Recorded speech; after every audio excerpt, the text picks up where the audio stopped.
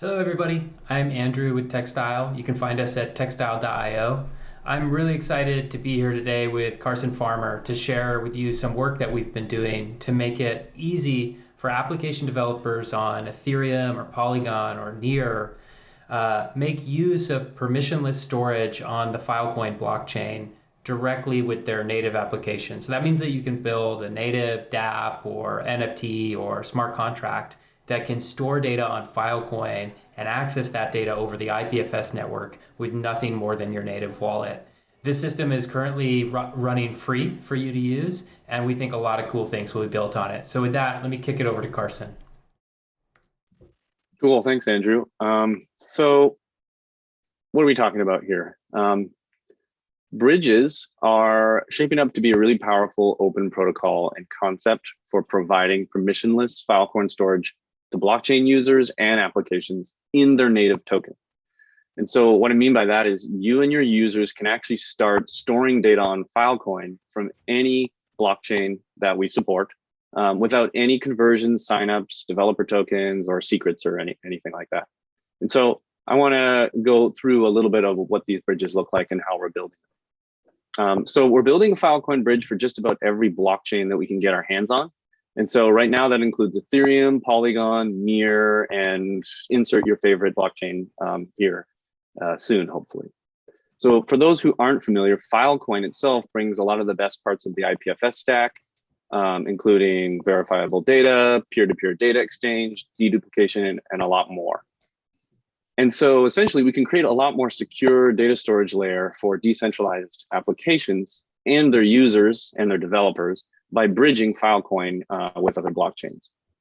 So when using the bridge, your users or your app or your smart contract, they actually still reference data and retrieve data over IPFS like normal, but the raw data itself is available in storage contracts created with Filecoin miners on the Filecoin network. And so the metadata for that storage and that storage deal can actually be reported back to the native blockchain as open reusable building blocks for other dApp and app interactions. And so I want to just go through kind of what the structure of this Filecoin storage bridge system looks like. So the bridge revolves around kind of two key concepts: deposits and storage. And the deposits API, that all happens on chain and whatever native chain we're talking about. So that's Ethereum, Polygon, Near, whatever. And then the storage APIs, these actually interact off chain with a storage validator that will actually interact with or interface with Filecoin.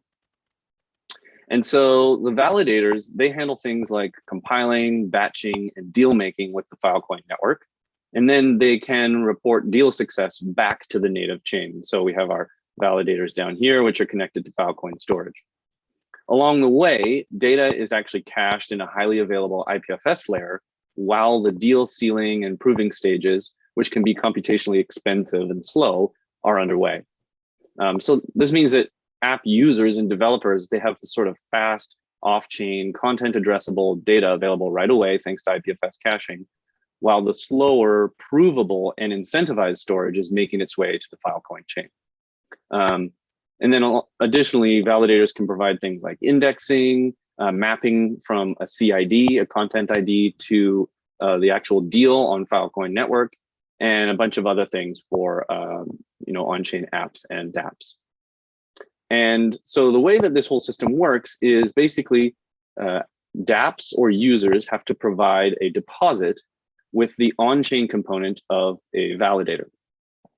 And leaving a deposit, this provides sort of degree of Sybil resistance.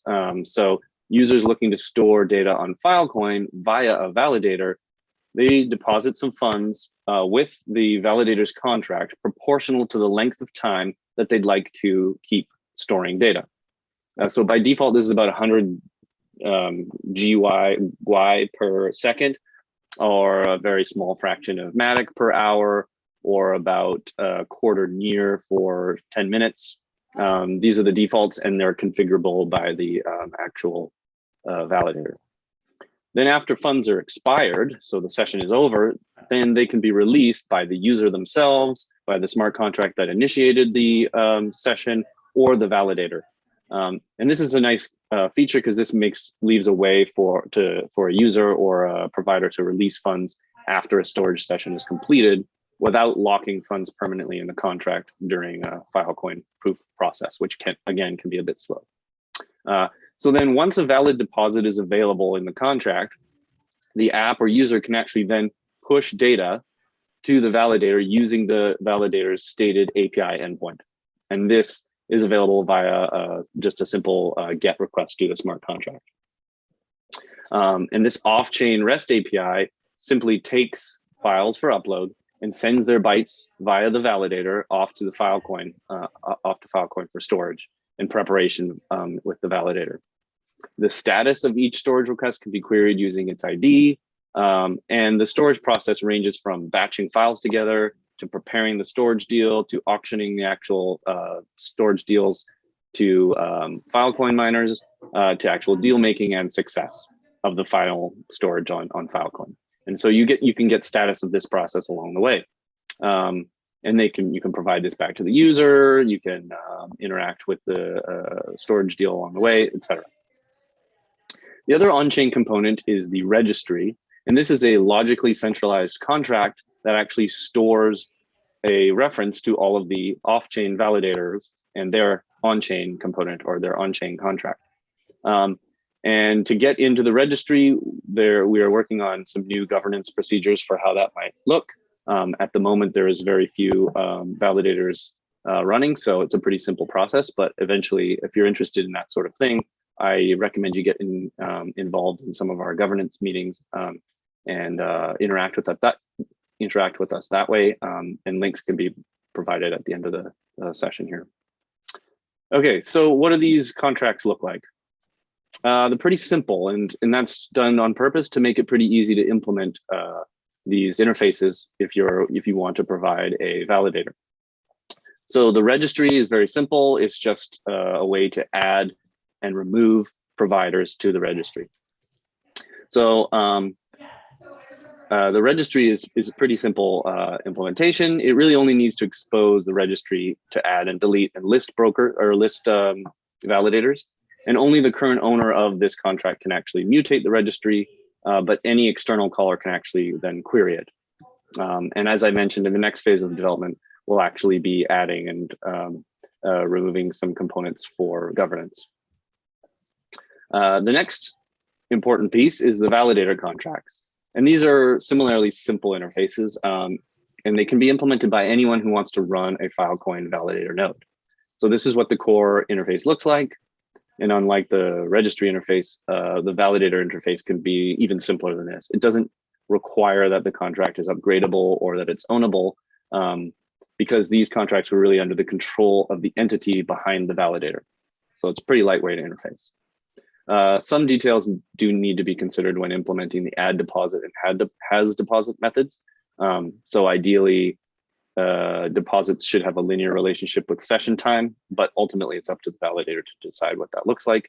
And the key piece here is that all of these contracts have events in the Ethereum or EVM context and logging in the near context, so that other contracts can listen to these events or other off-chain components can listen to these events and kick off new actions in response to those. So you can imagine all sorts of workflows in which when a new deposit is added to a validator, some action gets kicked off. When a deposit is released, some action is kicked off or monitors updates and these types of things. So this is designed to really make for building blocks of Filecoin storage updates.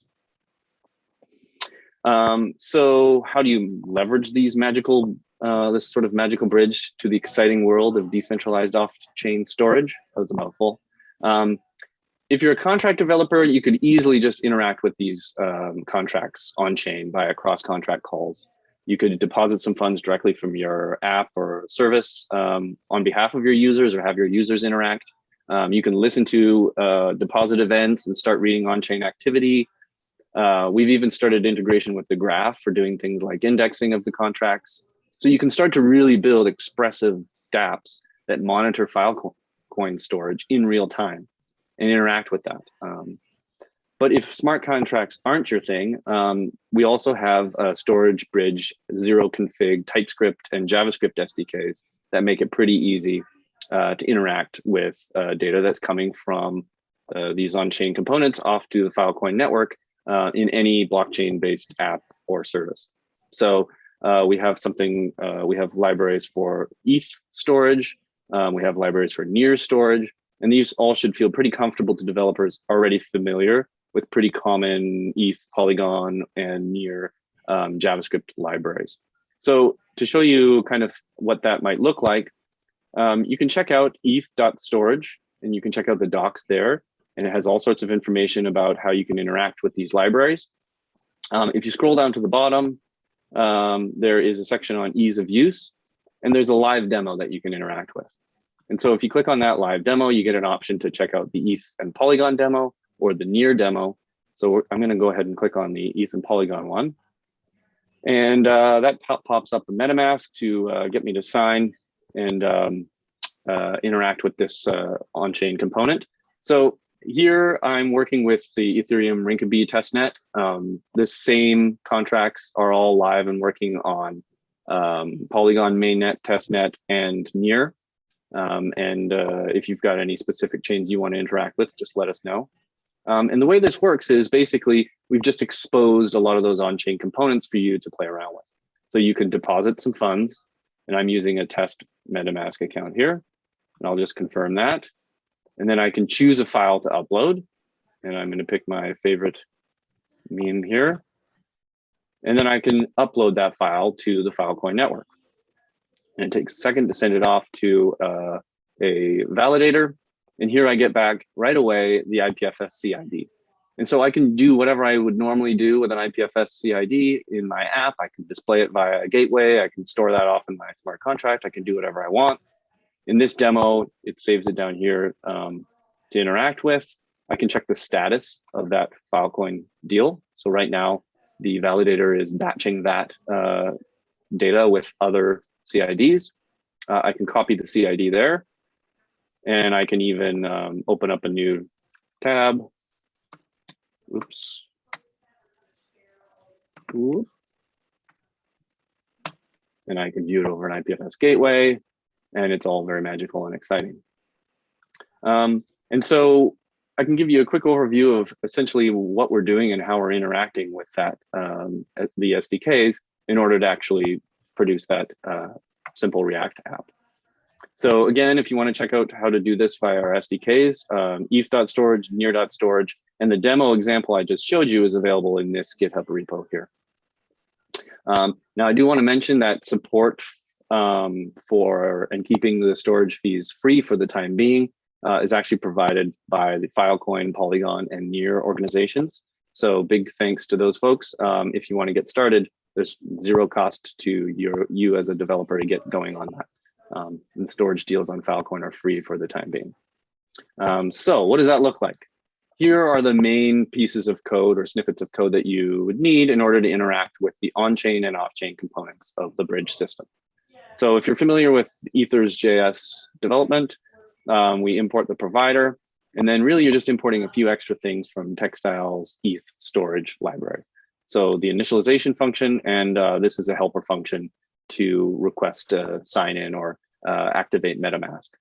So you might just request sign in to and await that, get a reference to a Web3 provider, and grab a signer. If you're familiar at all with Ethers.js development, these are pretty much standard interactions.